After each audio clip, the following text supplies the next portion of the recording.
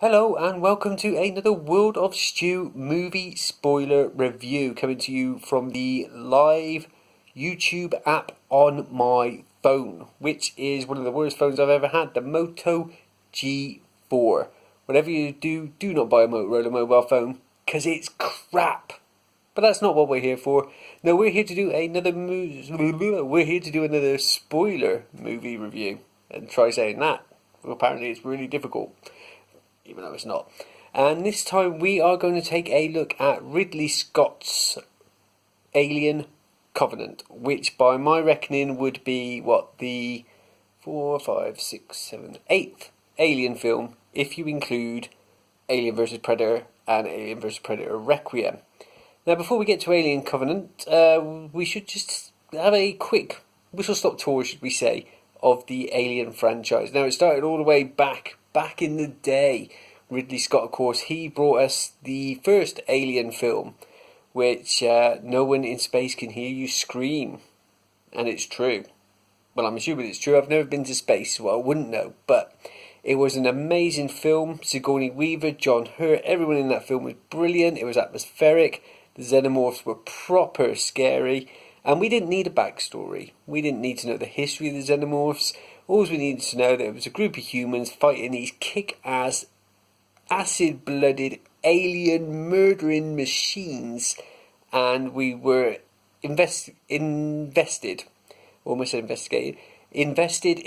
survival. This was, of course, followed up with Aliens, the continuing story of Ripley, played by Sigourney Weaver, battling the Xenomorphs. We then had Alien 3. Now, if you know anything about your movie history, you'll know that obviously David Fincher was the man responsible for Alien 3, but there was some sort of massive falling out between him and the studio. If you go onto Google and put David Fincher Alien 3, you'll find out all about it on there.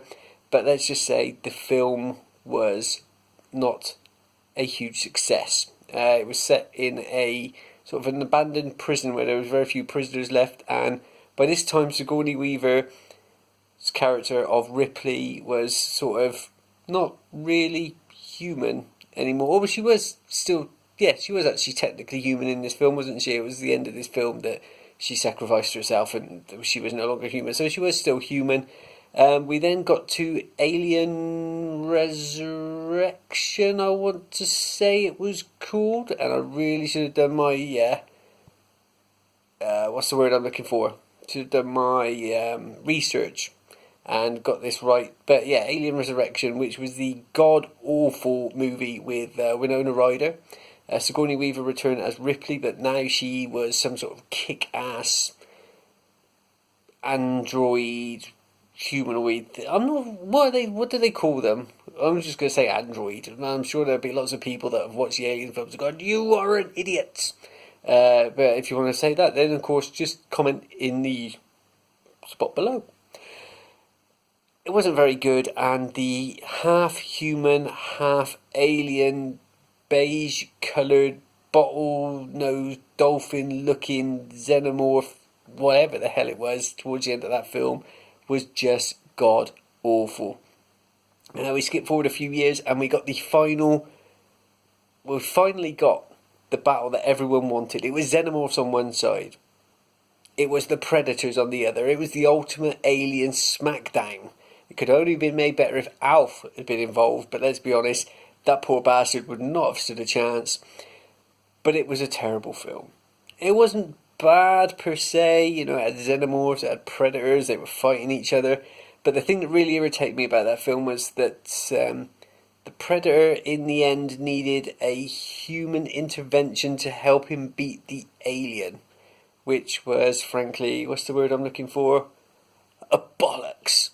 From that we had Alien vs Predator Requiem, which I watched, and it got to the scene where the alien was creeping around the maternity ward in a hospital, and I was just like, this is bad. From there we spent a long time waiting, and there was waiting, and there was waiting. And then we were going to get a new Alien film. Now, I can't remember the name of the guy who was going to make it, but it's been put on hold now. It was going to have Sigourney Weaver returning as Ellen Ripley, and again, comment below if you want to have a go at the fact that I can't remember the name of the director, but that was all put on hold because Ridley Scott decided to return to the franchise with Prometheus. Somebody tell me what Prometheus was all about. It had something to do with investigating the meaning of life of humans and where did humanity come from, and it turns out we were built by these blue creatures that looked a little bit like Dr. Manhattan, and they were called engineers, and they created humanity, and there was a crazy android cyborg thing played by Michael Fassbender called David, and there wasn't really any aliens in it until the very end. I've only ever watched that film a couple of times, and I still couldn't really tell you exactly what it's all about.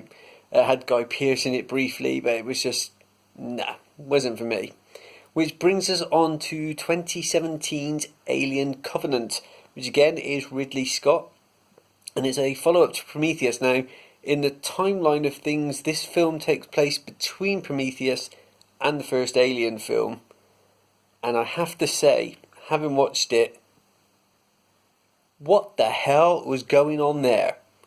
So we get a sort of brief prelude showing Guy Pearce creating David, Michael Fassbender's android, and this obviously takes place before Prometheus. We then skip forward to the events after Prometheus, and there's another ship with Danny McBride as one of the crew members. How the hell does that man continue to get work? And does he have it written into his contract that he has to drop an F-bomb at least once in every appearance he makes on screen? Because that seems to be his go-to catchphrase, shall we say, to drop an F-bomb here or there. They're basically going somewhere, there's an accident. James Franco was in a lot of the early publicity for this film, but he's not even in it really. He basically gets burnt to death, and then you see him in a flashback sort of movie clip bit when his woman is all upset about the fact that he burned to death in his pod. So they go into this place, but they decide they get waylaid because obviously they don't want to go back in their pods and they don't want to go to sleep, and they end up on this planet where they find David, who has gone a bit mental. And when I say a bit mental, I mean like fully mental, because if we've learned anything from space movies such as 2001: A Space Odyssey, artificial intelligence, when in space, can go a bit mad. And David has gone full HAL 2000 batshit crazy in this film. There's all sorts of stuff going on where he's created these sort of nanobite alien things that can like wipe out the entire engineer race, and these little like micro things that are flying around in the air, they can impregnate themselves into a human skin and then burst out as like this sort of half-sized xenomorph thing. And then you have to wonder, if they can do that, then why in the hell later on in the films does their evolution kind of go backwards and they have to hatch from eggs as face huggers and jump onto people's faces and lay eggs and then come out as a little teeny tiny xenomorph, a bit like the one in Spaceballs, except without the song and dance and the hat and the cane. It just kind of didn't really make much sense. And then the evolution of the xenomorph, for instance, towards the end of the film, one pops out of a man's... There is a face hugger, comes out of an egg. He latches himself onto this man's face, and then rather than a little teeny tiny xenomorph popping out of the man's stomach or chest, a full-sized one does. But it doesn't really look like a xenomorph. It looks like this kind of gangly puppet thing. There's two versions of Michael Fassbender as an android in this film. There's David, who's gone batshit crazy, and there's Walter. There's a bunch of disposable humans that you don't really care about. There's some sort of semblance of a plot, I think. I'm not really sure what it is, and I don't think I could tell you what it is right now, if I'm being completely honest. Then there's a plot twist towards the end of the film. Now, I will admit that I am the shittest person in the world at spotting plot twists. I did not see that... here's another spoiler, by the way, just in case you haven't seen The Sixth Sense. I did not see that Bruce Willis's character was dead the whole time. I see dead people. Sticking with M. Night Shyamalan, I didn't see the little twist coming at the end with David Dunn and a little mention of Mr. Glass. And in general, I don't see plot twists coming. But with about 25, maybe 25 minutes of this film to go, there's a battle between the two androids. So Michael Fassbender's fighting Michael Fassbender, Walter versus David. It cuts away, and I just said to myself, well, that's the end of Walter, and David's now going to show up, and he's going to pretend to be Walter. And how's he going to do that? Well, Walter had lost his hand earlier via the acid blood of a Xenomorph, and they showed explicit shots of a knife on the floor during the battle. So it was blatantly obvious that David was going to cut his hand off and pretend to be Walter. And lo and behold, spoiler alert again here, that's exactly what he does. So they get off the planet, they all go back into their pods, and just as the final person is going to sleep in their pods, David does the big scary reveal. It's like, I am David, I am not Walter, and you fell for my trap. And then his plan is to have some sort of baby face hugger thing in sort of like an amber. And I'm probably missing huge bits of the plot here, but if anyone can describe what the hell was going on, then by all means, again, down below, let me know exactly what it is I'm missing. I'm on a really bad run at the moment. I watched Terminator 2. Not Terminator 2. The reason why I said Terminator 2 is because it's called T2, isn't it? I watched Trainspotting 2, which was, frankly, crap. Then I watched Pirates of the Caribbean 5, which was, frankly, crap. Now I've watched Alien Covenant, which, whilst not necessarily, frankly, crap, is not great. In fact, I would probably put it on a par with Alien 3. It's certainly no Alien, it's certainly no Aliens, but by the same token, it's nowhere near as bad as AVP or AVP Requiem.